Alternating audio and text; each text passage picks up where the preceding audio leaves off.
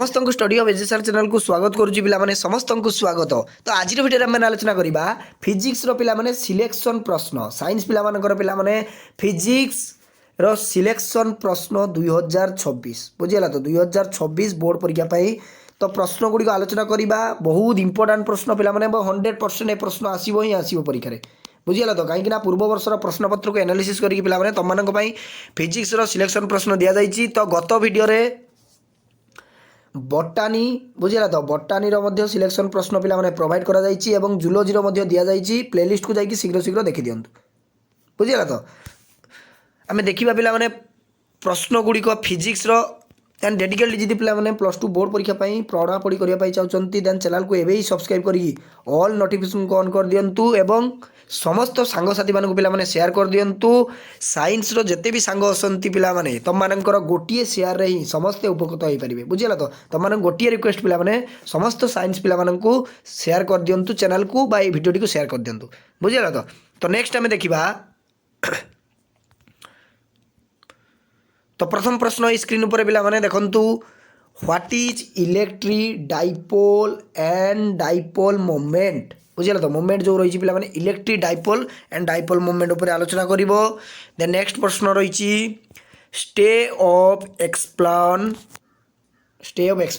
Kirchhoff's laws which circuit diagram apply laws to solve for unknown current in a given circuit बुझीगला। तो second प्रश्न पे तो युड़िक मैंने 100% आसो मैंने आसो तुम मान परीक्षा बुझीगला। तो कौन टिले मात्र सन्देह करवा ना ये प्रश्न आसो ही आसो। तो किसी पिला माने विश्वास करेंगे ना बिलीव करेंगे ना कि सार ये प्रश्न आसो। तो पिला माने तुम गोटे कथा कहवाई चाहूँगी जदि विश्वास बर्तमान तुम मानकर होना ठीक अच्छे एग्जाम हॉलिडे तुम मैंने एग्जाम को वेट कर एग्जाम हॉलिडे जिते प्रश्न गुड़िक देखापी पड़ो से जापर जे प्रकृत में प्रश्न गुड़िक आसूसी ना आसुना बुझीगला। तो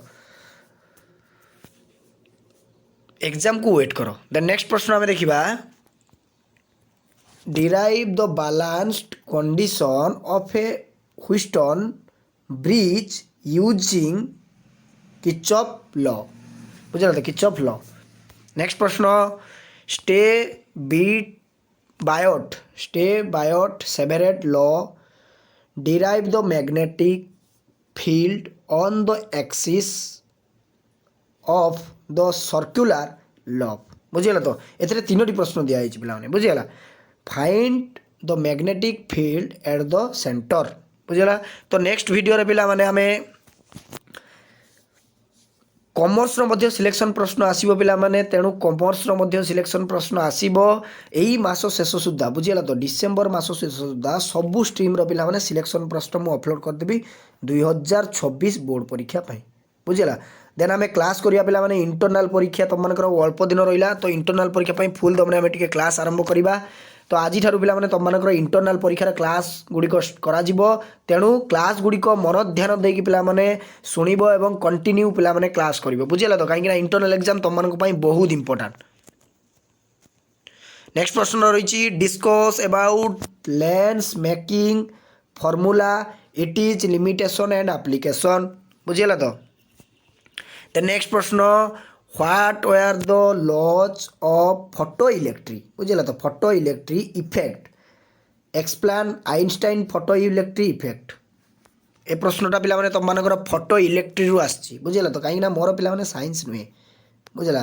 तो मुझे जापर नहीं तुम मानकर कौ चैप्टर रू क्यों प्रश्न आसी ओनली सार पाखु सिलेक्शन प्रश्न तैयारी तुम मानक एवं यही सिलेक्शन प्रश्न ही आसो बुझीगला। तो कहीं मोर पे साइंस स्ट्रीम नुहे एक्सप्लेन बॉर्स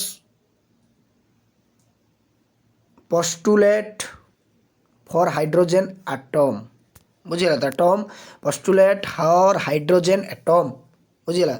तो टिके मिस्टेक होने जदि कौटी वार्डर मिस्टेक हुए ताने मत क्षमा करियो पिलामाने कहीं रेकर्डिंग केते मिनिट होची ता मध्ये देखिया पड़ुची एवं सबू किछि की मैनेज करिक पिलामाने किछि वार्डर मिस्टेक हेउथिबो तेणु जदि कौटी मिस्टेक हो जाउची बुझीगला। तो तुमने कमेंट बॉक्स रे जणैबो बुझीगला।